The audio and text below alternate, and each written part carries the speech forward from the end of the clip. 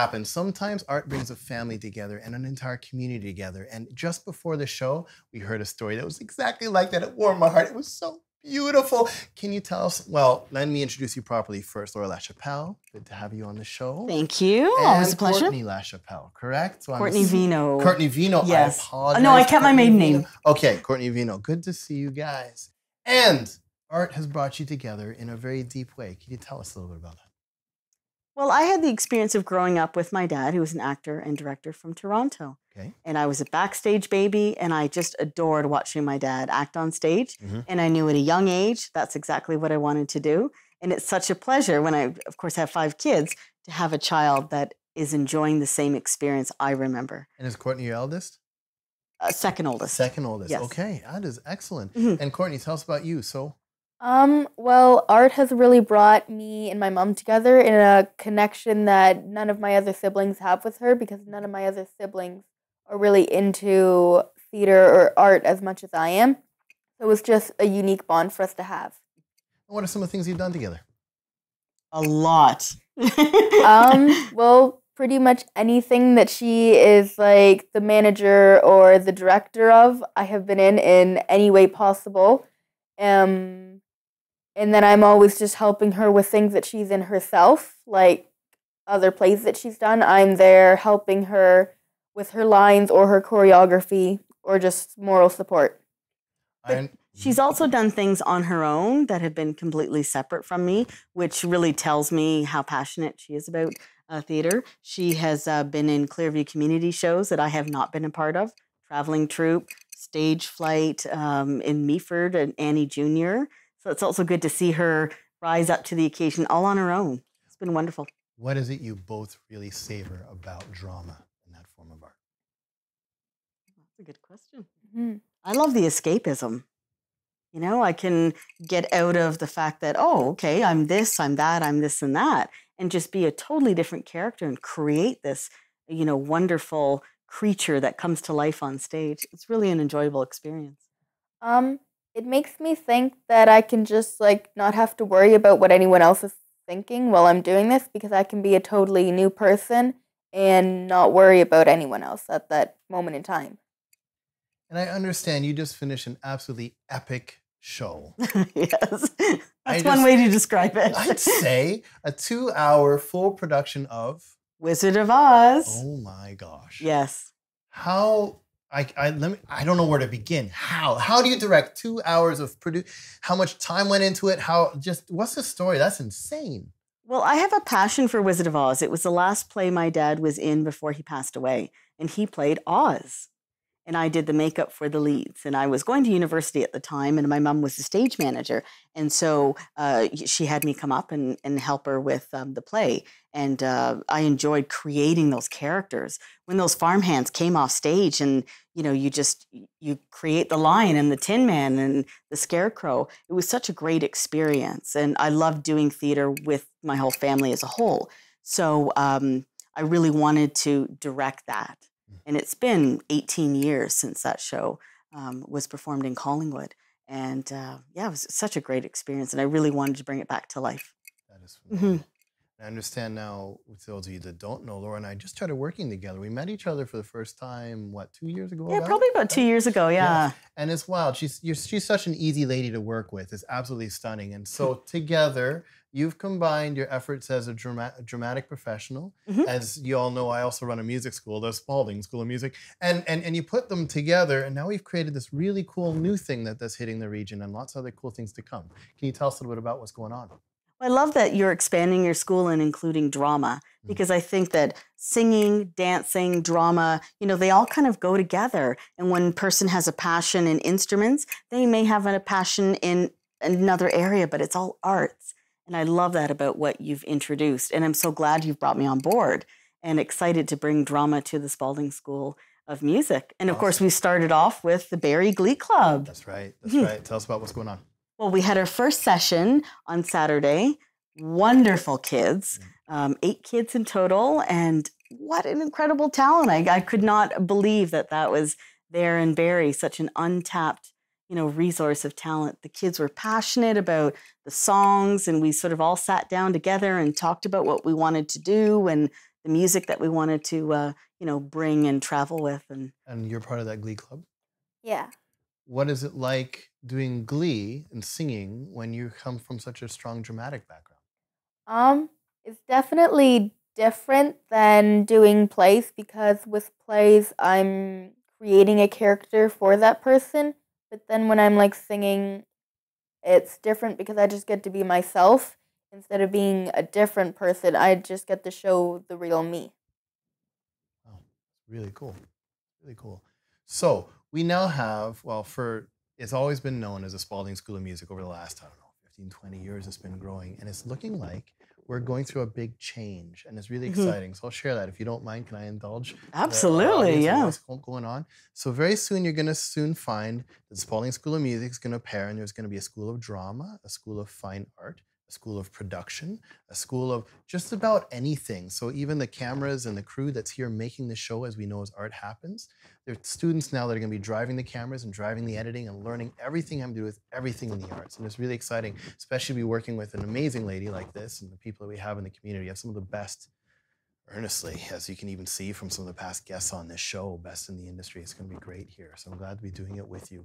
What are some of the things that you're hoping to achieve in the process of what you're building here when it comes from Glee and drama? What's your desire? Well, you and I had met, and of course, you knew that I had a singing group of kids in this area, Collingwood, Wasaga Beach. So it's sort of just tying it all together and partnering up with the Spalding School of Music.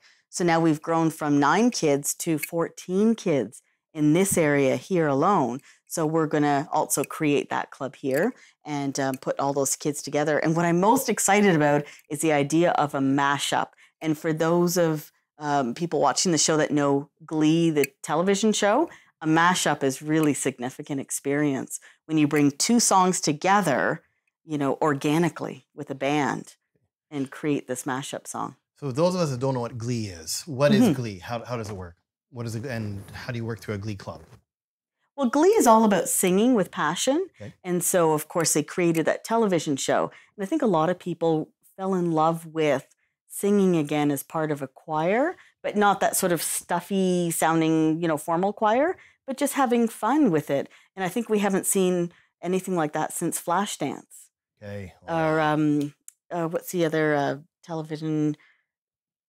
Fame. Fame, yes. Fame, yes. That's what I was thinking of, Fame. Yes, where kids are going to an art school. And we don't have an art school in this area. Yes. So a Glee club provides them with just a mini version of that. And so you become a part of the Glee club, you learn how to sing do you choose the music yourself, or is the music pre-chosen for you?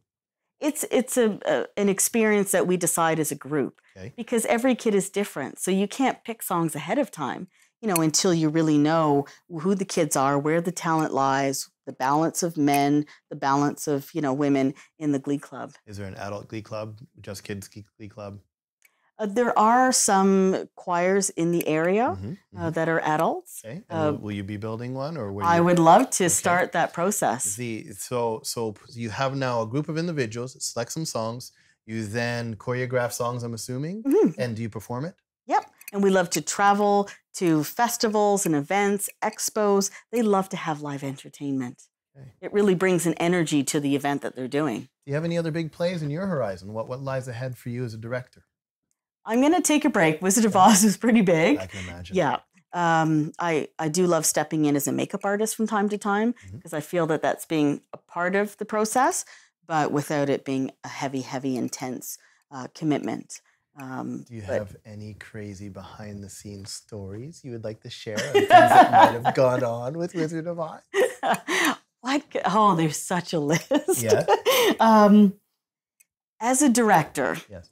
There comes a time sometimes when you have to fill in, and my Wicked Witch had to she wasn't able to do one of the performances. Okay. So 3 weeks before opening night, she asked if she could have permission to not be in one certain show so she could go down and audition in New York.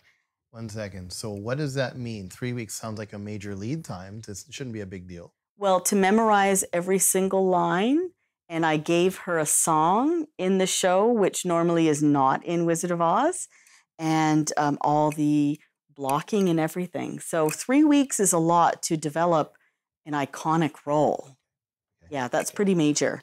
But I have always wanted to do that role. So I felt that it was best for me to step in and do that as opposed to bringing in a separate actress. So who wants to begrudge an actress's opportunity to audition in New York? You know, so I thought it's going to work out fine. So she went and did her audition in New York, and I was the Wicked Witch for the matinee show. Wow. Yeah, so that's kind of a crazy story. That doesn't usually happen. I can imagine. Yeah. I can imagine. Well, let me switch gears again. Let me go back to you. What is it about you, certain productions that you've done that you like the most? Are there certain roles you like the most? I know you like playing characters that are different than yourself. Probably when I'm doing like full on like creating a character with a group, because then I get to create relationships with people, and a lot of the times those relationships carry out past the play, so I get to meet new people through my character and then continue this friendship as myself. Do you do crazy things sometimes as cast? Do you like? I remember doing this when I was a kid. So Uh-oh. I don't know if you do. But well, we used to love going to like a restaurant and we'd do lunch and I'd go in character and everyone else would go in character at the table. And then halfway through lunch, we'd change characters. So you start as like, I don't know, some flaming kind of person, and then you turn it into this crazy jock kind of angry person. And then the whole restaurant wonders if you're insane. Have you ever hacked the world using drama? Well, I'm working with Clearview Community Theatre. After all of our plays, everyone in the cast that can, we all go down to a Tim Hortons, and we're there till like 11 o'clock. So every single one of the kids will all bring like $5, and we'll like wait until the exact time before they close the kitchen at Tim Hortons, and we will order something so that they have to go over the time. That's love. I didn't know that story, Damien. That's so considerate. Oh my gosh. Okay, yes. Well, it's funny that she mentions that story because I'm going to be starting the teen drama club with the Spalding School, and that introduction of improv I think is so important because it gets us out of our shell. And I think in our teen years, as my daughter's about to hit her teen years, we start to get into that shell where we feel a little awkward, a little uncomfortable. All these changes are happening. So to introduce improv at that point and have kids go into a restaurant, like you're saying, and act crazy. And, I've got some high school stories for another day, that were so much fun, adding that element. If you were a parent of a child of any age, pick one, and you wanted to describe how drama could impact that child's development or an adult's development in positive, negative, whatever ways. As a professional that's been through it, what are some things that you'd say? Would you encourage? Would you discourage? If you were going to encourage, how would you do so? Give us a picture. Well, I think introducing drama at any age is never a bad experience because at some age you build confidence. But I do feel that drama is most effective at the preteen age in the sense of building confidence, building a sense of teamwork, of commitment to a project, things like that. And I really think that preteen age is so significant. Okay. We are almost out of time. Is there anything you'd like to share, words of wisdom or anything further? I'll give you the floor to share whatever you'd like. Well, I do have one really interesting story. When I was younger and I was acting, I got cast in a play where my dad played my dad and I played his daughter. And it was just a really interesting experience to create two different daughter-father relationship than our own existing one. And that was a lot of fun to kind of do that together as a team. And I just think that drama creates that sense of teamwork and that commitment to each other. Last thing I'll mention, you did have a couple photos. I'd like to quickly run those, and we can run them while we're talking. The first was of your Glee Club when you first were here. And that was done when? The first one was actually at the 3rd annual Wasaga Beach Short Film Festival. Okay, so that's one of the performances. Yes, and they performed It's a Hard Knock Life from Annie. Yes. And they had a lot of fun. I think you guys also did Mamma Mia, was it? Yeah, Mamma Mia, the girls did. Okay. Yeah. And it was amazing. I remember the choreography. I happened to be there as one of the judges of the Wasaga Film Festival. It was a great thing. The second one is another Glee Club. Yeah, so this is this past year, the 4th annual. And these kids have now worked together for a full entire year. They did Don't Stop Believing from Journey.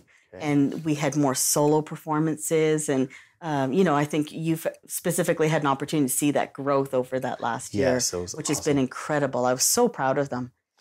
And then, of course, it's not always daisies and television sets and indoor funness. This is us performing at an event in Creemore. As you can see, there's a lot of snow. So the kids learned about adapting to sound system changes, weather conditions. It's different to sing in winter than it is. Runny noses. Yeah.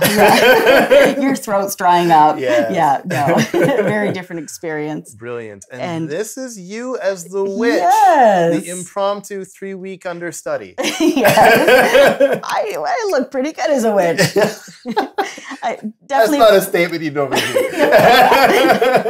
Well, my kids might verify that. But no, I had a lot of fun doing that role. I love projecting my voice. And I think when you're a singer and an actor, the two go hand in hand with vocal projection. And I just belted that cackle to the ceiling. So no, I did enjoy playing that role. Laura, pleasure having you on the show as always. Yes, thank you. Yes, Courtney, pleasure having you on the show. Hopefully we'll have you again, and maybe one day we'll get one of the Glee clubs to actually do a live performance. We would love that. Killer. That'd be awesome. Get them on TV. Mm-hmm. Anyway, join us for the next Art Happens, because sometimes art happens. Art Happens is brought to you in part by the Spalding School of Music, Backland Photography,